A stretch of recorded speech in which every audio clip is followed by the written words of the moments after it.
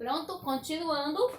Como eu estava falando, então dessa forma vai acontecer a reprodução das esponjas, que é uma fecundação externa. Uma exceção a esses animais é um representante dos bivalves, que são moluscos que vivem em água doce, que no caso os espermatozoides vão ser lançados na água, ser levados pela correnteza e vão acabar fecundando o óvulo dentro do corpo da fêmea, dentro da concha, né, no caso dos bivalves. Então essa é uma exceção desses animais que têm fecundação interna, certo? Agora nós vamos falar das minhocas, que têm fecundação cruzada.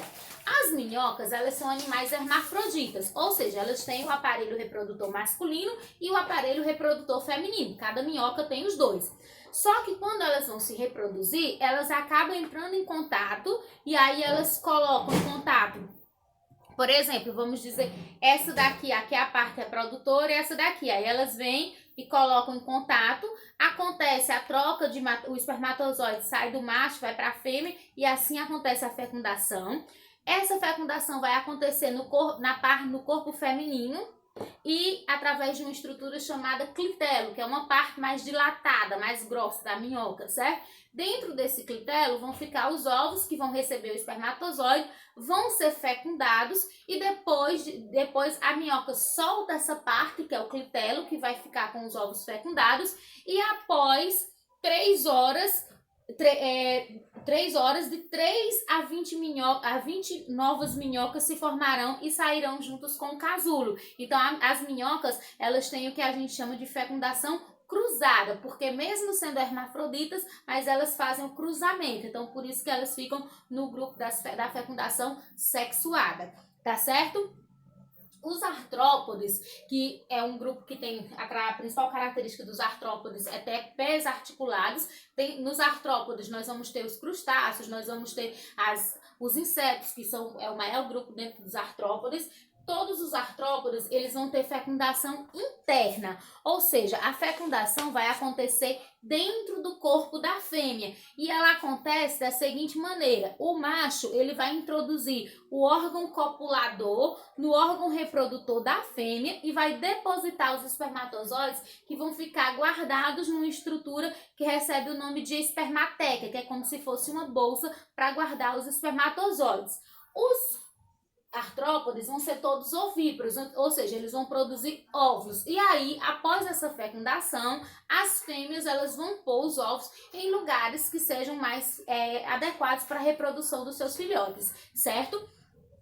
Quando a gente fala de artrópodes, a gente vai agora falar, nós já vimos que a fecundação de todos eles é interna, ou seja, acontece dentro do corpo da fêmea, e aí vimos que eles são ovíparos, se desenvolvem a partir de ovos. Nós vamos falar do desenvolvimento. O desenvolvimento deles pode ser direto ou indireto. O que é desenvolvimento direto e indireto? Desenvolvimento direto é quando o indivíduo ele se desenvolve, o filho nasce exatamente igual ao pai, sem passar pela fase larval, certo? Ele só vai crescer.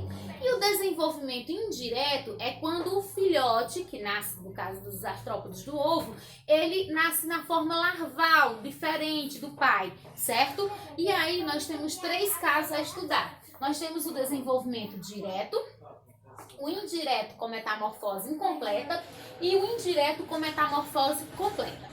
O desenvolvimento direto é aquele no qual do ovo vai sair um indivíduo que é exatamente igual ao pai, ao seu genitor, só que em tamanho pequeno. E aí ele vai sofrendo várias mudas, que é uma característica dos artrópodes, e vai crescendo até chegar na fase adulta, certo? Um exemplo desse tipo de desenvolvimento indireto direto, na verdade, nos artrópodes, é o que acontece com a traça do livro, certo? E aí vocês têm o exemplo bem detalhadozinho na página 92 do livro de vocês, tá bom? O desenvolvimento indireto com metamorfose incompleta é aquele no qual do ovo vai nascer o indivíduo que é parecido com o genitor, mas não é igual. E esse indivíduo que nasce, nós chamamos ele de ninfa. Um exemplo é o caso dos gafanhotos. No caso dos gafanhotos, do ovo vai nascer um indivíduo pequenininho, parecido com um gafanhoto, só que ele não tem asas e que nós chamamos de ninfa. Então ele vai crescer, vai sofrer a metamorfose, aí vai aparecer as asas e aí sim ele vai ficar igual ao indivíduo adulto. No desenvolvimento indireto com metamorfose completa, do ovo vai sair uma larva, que essa larva é completamente diferente do indivíduo adulto, e aí ele vai sofrer a metamorfose, geralmente ele forma um casulo e vai transformar-se no indivíduo adulto, certo? Um exemplo é o caso que acontece com as borboletas.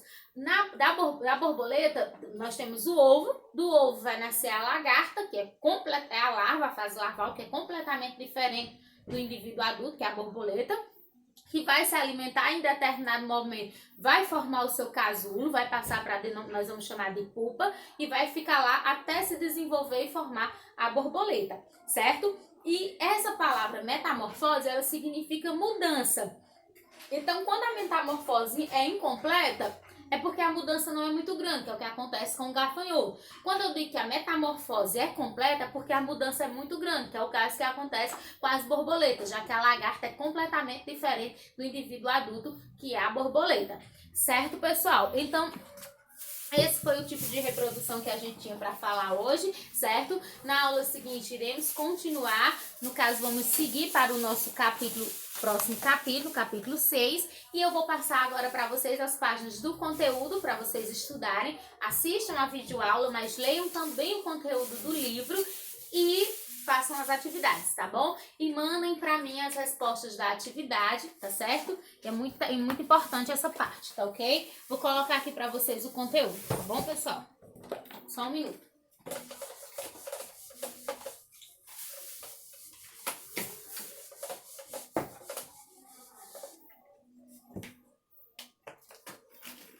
Ó, o conteúdo,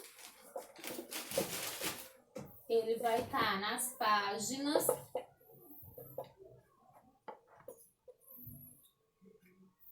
87 a 93, lembrando que é só o finalzinho do capítulo.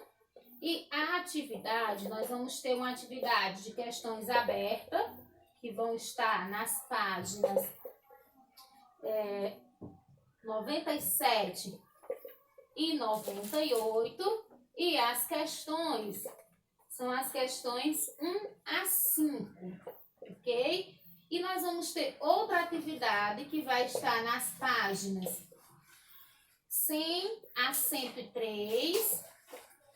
E as questões vão ser de 1 a 3. Essas aqui são as questões abertas, objetivas, né? Isso de marcar. Então, pessoal, lembrem-se que eu estou disponível para tirar dúvida de vocês de 1 até as 5 da tarde, certo? E a atividade recebo até o final do dia. Caso tenha algum imprevisto, só avisar no PV que eu recebo no outro dia, tá bom? Ou até na sexta-feira, no máximo até na sexta-feira. Tá bom, pessoal? Então, por hoje era só. Um abraço para todos vocês. Tchau!